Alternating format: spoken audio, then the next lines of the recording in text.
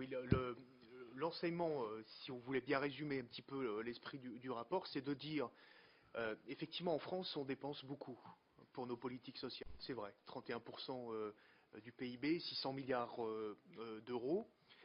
Il y a sans doute d'ailleurs des progrès à réaliser dans le dépenser mieux. Il y a notamment une étude de l'OCDE qui existe aujourd'hui sur les marges de progression concernant les dépenses de santé, mais ce n'était pas l'objet de notre rapport en particulier.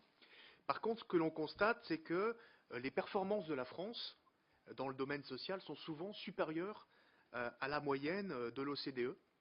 C'est vrai du dynamisme démographique, j'ai parlé tout à l'heure du taux de natalité, de nos chiffres qui concernent l'espérance de vie, en particulier en France, de notre politique familiale, qui est quand même au premier rang, on va dire aujourd'hui aussi, et qui est aujourd'hui regardée de façon très enviée par les autres pays européens, et en particulier par l'Allemagne. Quand on s'est rendu à Berlin, ils étaient demandeurs par rapport à la France d'un certain nombre de recettes par rapport aux politiques familiales.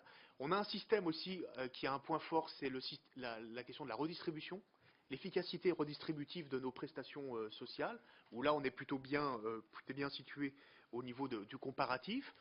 La prise en charge des enfants de moins de 6 ans, c'est moins vrai sur les enfants de moins de 3 ans. Mais par contre, dans le rapport, nous identifions très clairement un certain nombre de points faibles dans le modèle social français, où nous pensons que des progrès sont possibles. Et c'est là où c'est intéressant d'aller prendre non pas un modèle unique et formaté et global dans un autre pays européen, mais par contre des bonnes pratiques.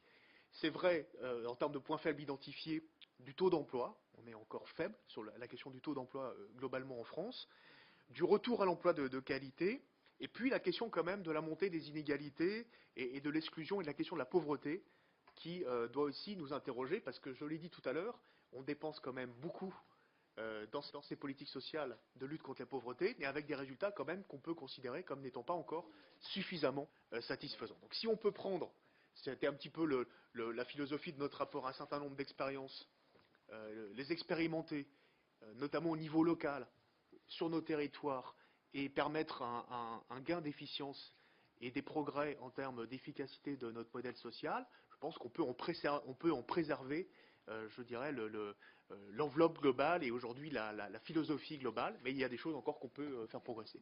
Et Michel Heinrich insistait tout à l'heure, enfin insistait, évoquer rapidement aussi, à travers le modèle allemand, ce qu'il ne faut surtout pas reprendre. Par exemple, la question des mini-jobs, on a consacré 1 ou 2 pages à cette question-là. Bon, sur la question du marché du travail, c'est évident que là, on ne peut pas se comparer complètement et qu'il y a des choses qu'il faut absolument éviter.